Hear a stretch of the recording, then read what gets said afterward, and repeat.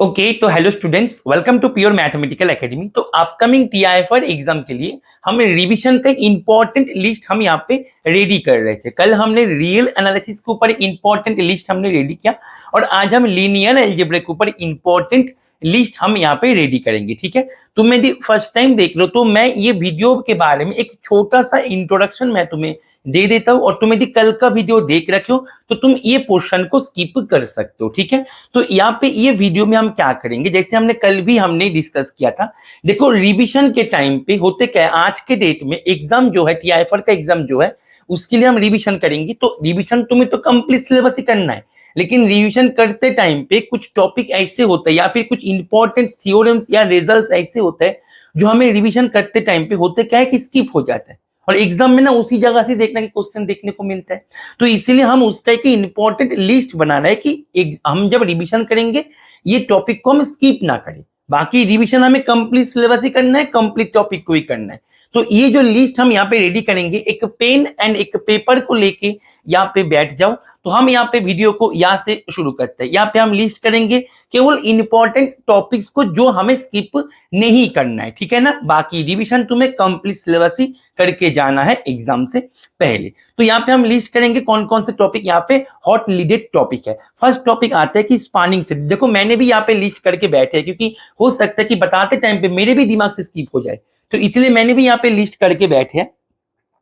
देखो spanning set में तुम्हारे पास यहाँ पे स्पैनिंग सेट को मैं दो प्रकार से डिवाइड करें तो स्पैनिंग सेट के अंदर बेसिस कौन किसके अंदर मतलब कंटेन करता है, एक बार इसको जरूर देख के जाना। ठीक है ना, क्योंकि कभी कभी होता है कि तो हमें पता तो है कि कौन किसके अंदर रहता है, कौन बड़ा होता है, कौन छोटा होता है, सब कुछ मेरे पास मतलब नॉलेज तो है, लेकिन कभी कभी होते क्या है कि एग्जाम के टाइम में ना दिमाग से वो क्या होता है कि स्लिप हो जाता है ना। तो इसीलिए इसको थोड़ा बहुत देख कर जाओ। तो फर्स्ट जो है स्पैनिंग सेट में तुम्हारे पास मानो तुम्हारे पास दो सब स्पेस है, एक सब स्पेस W1, एक सब स्पेस W2।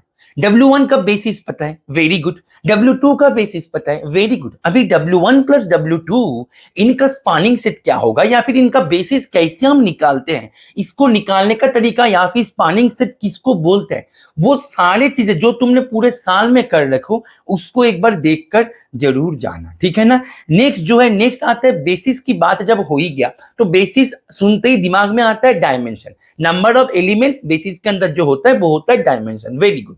अभी देखो डायमेंशन के बात जब आ गया, डायमेंशन यहाँ पे तुम जब फाइनाइट फील्ड में काम करोगे ना, फाइनाइट फील्ड में डायमेंशन कैसे निकालता है, जैसे कि नंबर ऑफ सब space on a finite field कैसे निकालता है, एक फॉर्मूला बेस्ड होता है। यहाँ पे एक वेल नोन फॉर्मूला आता है, दो से तीन फॉर्मूला आता है, उस फॉर्मूला को देख के जाना। इसके ऊपर क्वेश्चन पूछे भी थे, जहां तक मेरे पास डेटा है 2024 में क्वेश्चन पूछे थे इसके ऊपर टीआईएफआर सीएसआई नेट के द्वारा भी यहाँ पे इसके ऊपर क्वेश्चन पूछा गया था। फाइनाइट फील्ड के ऊपर नंबर ऑफ सब स्पेस, डायमेंशन, ये सब कैसे हम निकालते हैं उसके बारे में एक बार देखकर जरूर जाना। अभी देखो डायमेंशन का बात जब आ ही गया तो एक टॉपिक जो है आज के डेट में थोड़ा सा ट्रेंडिंग बन गया, सितंबर 2022 एग्जाम सीएसआई नेट के द्वारा पूछा गया था वो टॉपिक। जून 2023 में भी वो टॉपिक से क्वेश्चन पूछा गया था, एकदम रिपीटेडली एक के बाद एक ईयर में वो टॉपिक से क्वेश्चन पूछा जा रहा है। कौन से टॉपिक है सर? टॉपिक है तुम्हारे पास कलेक्शन ऑफ पॉलिनोमियल्स है of degree at most n, तो उनका डायमेंशन क्या होगा? तुम बोलो सर इजी है सर, इसका डायमेंशन होगा सर n+1, वेरी गुड, बिल्कुल सही बताए। लेकिन मैंने ये क्वेश्चन को थोड़ा सा चेंज कर दिया। क्या कर दिया कि नंबर ऑफ यहाँ पे जो कलेक्शन ऑफ पॉलिनोमियल्स है of degree n, very good, लेकिन collection of polynomial with two variable. अभी इनका तुम डायमेंशन बताओ। वहां पे सिंगल वेरिएबल था 1x x² x³ dot dot dot x to the power n, तो बेसिस बन गया n+1, मतलब बेसिस के मतलब डायमेंशन बन गया n+1। लेकिन यहाँ पे जब मैंने यहाँ पे वेरिएबल को मोर देन 1 कर देंगे, जैसे कि मानो 2 variable, 3 variable, 4 variable, in case में डायमेंशन क्या होता है, बेसिस क्या होता है, एकदम फॉर्मूला बेस्ड होता है। और ये जो है आज के डेट में एक ट्रेंडिंग टॉपिक बन रहा है, तो बहुत ही संभावना है कि इस बार टीआईएफआर के एग्जाम में भी इसका एक पीक दिखा जाए। तो इसीलिए ये जो है ये एक ट्रेंडिंग टॉपिक है, इसको एक बार देखकर जरूर जाना है तुम्हें। ठीक है ना, तो ये जो है ये तो हो गया। नेक्स्ट जो है देखो, मैं मैट्रिक्स पे अभी मैं आ जाए तो मैट्रिक्स में रोटेशन मैट्रिक्स, रिफ्लेक्शन मैट्रिक्स, तो जो रोटेशन मैपिंग, रिफ्लेक्शन मैपिंग जो इसके बारे में जो जो भी प्रॉपर्टीज वगैरह जो भी तुमने पूरे साल कर रखो उसको देखकर जरूर जाना, क्योंकि देखो रोटेशन मैट्रिक्स के ऊपर ऑलरेडी क्वेश्चन बन चुका है। 2024 2024 एग्जाम टीआईएफआर के द्वारा पूछा गया क्वेश्चन था, ठीक है ना। तो इसके ऊपर क्वेश्चन बन रहा है। अभी देखो जब रिफ्लेक्शन करोगे, रिफ्लेक्शन में यहाँ पे ना 3 यहाँ पे पार्ट में इसको डिवाइड कर लो। रिफ्लेक्शन करेंगे हम एक्स वाई प्लेन के रिस्पेक्ट में, रिफ्लेक्शन करेंगे हम Y Z and Z X plane के माध्यम में। अभी किसी एक को फिक्स कर किसी एक प्लेन के माध्यम से करेंगे। तो ऐसे करके हम जब रिफ्लेक्शन देंगे उसके बारे में प्रॉपर्टीज वगैरह जो है एकदम लीस्ट में उसको याद करके जाओ, ठीक है ना। क्योंकि देखो ये सब टॉपिक जो है, जो मैं बार बार बोलता हूं कि जो मैं कल भी बोले हैं कि देखो ये सब कुछ तुम्हें पता है, मुझे भी पता है कि तुमने पूरे साल बहुत मेहनत की हो, पूरे साल इसके ऊपर काम भी कर रखो, तो याद तो हमें सब कुछ है, सब कुछ पता भी है। लेकिन होते क्या है ना कि कभी कभी एग्जाम में रिवीजन करते थे, एग्जाम के 2 दिन पहले जो रिवीजन होता है ना वो चीजें दिमाग में बैठ जाता है एग्जाम तक। और कभी कभी होते क्या है कि इंपॉर्टेंट टॉपिक ना दिमाग से छूट जाता है, होता है ना, सही बोल रहा हूं ना मैं। तो अभी देख रहे कि जो टॉपिक यहाँ से स्किप हो जाता है ना, देखना एग्जाम में जाके उसी से ही क्वेश्चन पूछ लेते हैं और तब जाके अफसोस होता है कि ये तो इंपॉर्टेंट टॉपिक था, हमने काम भी कर रखे लेकिन इसको हमने रिवीजन करना भूल गया था, काश मैं एक बार देख पाते। तो इसीलिए कि इंपॉर्टेंट टॉपिक्स का लिस्ट हम यहाँ पे रेडी कर रहे हैं। बाकी तुम्हें सिलेबस बेटा कंप्लीट पढ़ के ही जाना है, कंप्लीट रिवीजन करके जाना है। ये बस एक इंपॉर्टेंट टॉपिक जो कि तुमसे स्किप होना नहीं चाहिए, राइट। नेक्स्ट हम आते हैं knowledge space of T and null space of t square, null space of t cube, null space of dot dot dot t raised to the power n, ऐसे चल रहे हैं। कौन किसके अंदर रहते हैं? null space of t square के अंदर रहते हैं या फिर null space of t square null space of t के अंदर रहते हैं? ये जो रिलेशन है, जो चेन रिलेशन है, इसको एक बार देख कर जाना। ऐसे करके रेंज में कौन किसके अंदर रहते हैं, कौन किसका सबसेट होता है, वो भी एक बार देख के जरूर जाना। उसके बाद जो आता है कि नल स्पेस जो है, नल स्पेस का जो नालिटी है, नालिटी को लेकर तुम जब सीक्वेंस बनाओगे क्या करेगा, ये stop going eventually constant sequence बनाने का प्रयास करेगा क्या, तो बनाएगा ही, ठीक है ना। तो यहाँ पे ये जो है null space stop growing, range space stop growing, कौन से स्टेज पे जाके वो स्टॉप ग्रोइंग करता है, गारंटी कौन सी जगह पे मिलता है, ये जो तुमने पूरे साल पढ़ रखे हो, पूरे साल कर रखे हो, उसको एक बार देखकर जरूर जाना कि कौन कौन सी जगह पे इसका स्टॉप ग्रोइंग जो है, ये प्रॉपर्टी है, ये कौन सी जगह पे गारंटी के साथ मिलता है कि स्टॉप ग्रोइंग। उसके आगे भी मिल सकता है लेकिन कौन से स्टेज पर जाके उसका प्रॉपर्टी एक इवेंचुअल कांस्टेंट सीक्वेंस में बदल जाता है, नलिटी का प्रॉपर्टी, वो जो टॉपिक्स है, मतलब वो जो जगह है, उसको एक बार देखकर जरूर जाना है तुम्हें। उसके बाद आता है जैकोबी एल्गोरिथम, इसको एक बार देख कर जाना। इसके ऊपर मैंने क्वेश्चन ऑलरेडी यूट्यूब पे करवा के रखे हैं, ठीक है ना। मैंने इसके ऊपर क्वेश्चन ऑलरेडी करवा के रखा है, टीआईएफआर के एग्जाम में पूछे गए क्वेश्चन था, 2020 में पूछे थे, राइट। इसके ऊपर सीएसआई नेट 2020 26 नवंबर में जो एग्जाम हुआ था उस टाइम पे भी ये क्वेश्चन पूछे थे। जैकोबी एल्गोरिथम के ऊपर क्वेश्चन अभी आज के डेट में एक ट्रेंडिंग टॉपिक बन सकता है। उसके बाद आता है रैंक रिलेटेड जो भी टॉपिक्स वगैरह है कि rank of A plus B is less than equal to rank of A rank of B, जो भी है rank of A plus rank of B. फिर जो आता है कि स्लेविस्टर लॉ, ठीक है ना। उसके बाद वो आता है ना कि rank of A B is less than equal to minimum of rank of A rank of B, मतलब जो भी है रैंक रिलेटेड जो भी चीजें तुमने कर रखो उसको एक बार देखकर जरूर जाना है तुम्हें, राइट। नेक्स्ट जो आता है property of symmetric matrix, Q symmetric matrix. देखो मैं थोड़ा सा स्पीड में बोल रहा हूँ, एक क्विक रिवीजन प्लान है, ठीक है ना। Symmetric matrix, Q symmetric matrix का जितने सारे प्रॉपर्टीज है, सिमेट्रिक मैट्रिक्स का आइगन वैल्यूज क्या होता है, सिमेट्रिक मैट्रिक्स का जो डायगोनलाइजेबल होता है कि नहीं होता है, यदि होता है कि फील्ड क्या होना चाहिए, स्क्यू सिमेट्रिक मैट्रिक्स के बारे में, इनवैल्यूटरी मैट्रिक्स, आइडेम्पोटेंट मैट्रिक्स, इस सब के बारे में जो भी चीजें हैं तुम्हारे पास, ठीक है ना, इसको एक बार देखा जाए कि किसका आइगन वैल्यू क्या होता है, ऑर्थोगोनल मैट्रिक्स का आइगन वैल्यू क्या होता है। एक स्पेक्ट्रल डिस्क के माध्यम से ना इसको तुम एक पिक्टोरियल व्यू तुम लेकर जा सकते हो, स्पेक्ट्रल डिस्क के माध्यम से एक पिक्टोरियल व्यू तुम एक लेकर जा सकते हो, वो ज्यादा तुम्हारे दिमाग में लॉन्ग लास्टिंग करेगा। नीलपोटेंट मैट्रिक्स का आइगन वैल्यू, अच्छा यहाँ पे एक इंपॉर्टेंट टॉपिक मेरे दिमाग में आ गया, नीलपोटेंट मैट्रिक्स का यहाँ पे एक सुंदर सा यहाँ पे खास प्रॉपर्टी होता है नीलपोटेंट मैट्रिक्स का कि नीलपोटेंट मैट्रिक्स का हर एक आइगन वैल्यू 0 होता है। बहुत बढ़िया क्वेश्चन यहाँ पे काउंटर बनेगा कि कोई भी मैट्रिक्स जिसका हर एक आइगन वैल्यू 0 है तो क्या ये नीलपोटेंट है, और इसके ऊपर क्वेश्चन ऑलरेडी टीआई पर बनवा के रखे।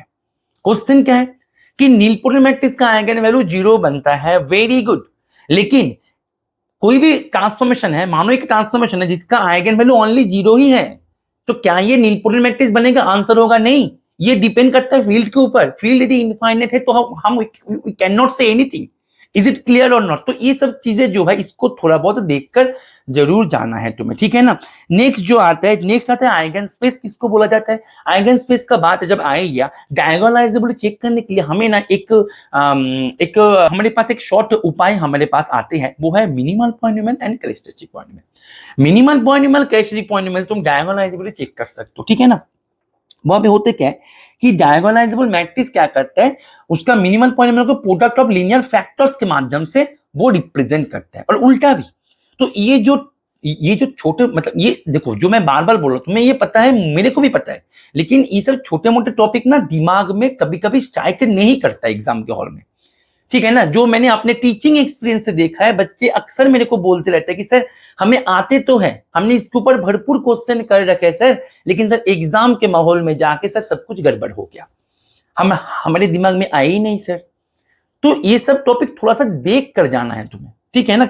नेक्स्ट जो आते हैं, जब हमने आइगन स्पेस बता ही दिया, तो आइगन स्पेस से ना अभी एक क्वेश्चन अभी आज के डेट में बन सकता है, नंबर ऑफ आइगन वेक्टर्स। कभी कभी ये जो टॉपिक है, मतलब ये जो क्वेश्चन है, ये कॉन्सेप्ट है, इसके ऊपर ना अभी ना क्वेश्चंस मतलब बन सकता है, ठीक है ना। मैंने अपने टेस्ट्स में इसके ऊपर क्वेश्चन बनाकर रखे भी है कि नंबर ऑफ आइगन वेक्टर्स। देखो eigen vectors, number of eigen vectors and eigen space का डायमेंशन, दोनों में अंतर है। मानो किसी एक आइगन वेक्टर के कोरस्पॉन्डिंग आइगन स्पेस का डायमेंशन 2 मिल जाए, इसका मतलब ये नहीं कि उसके पास 2 आइगन वेक्टर है। Eigen vector infinitely many possible है, जितने सारे फील्ड में नंबर है उतने सारे आइगन वेक्टर मिलेगा। लेकिन यदि पूछे कि number of linearly independent eigen vector, वो बन जाएगा डायमेंशन के बराबर। लेकिन तुम डिपेंडेंट आइगन वेक्टर तुम इनफिनिटली में नहीं बना सकते हो, तुम्हारे पास मानो कि फील्ड दे के रखा है R। तो number of eigen vector and dimension, इसमें ना कंफ्यूज नहीं होना है। तो आइगन स्पेस जो हमने डिस्कस कर लिया, आइगन स्पेस के बाद एक टॉपिक तुम्हारे पास यहाँ पे जरूर देख कर जाना चाहिए, जनरलाइज्ड आइगन स्पेस।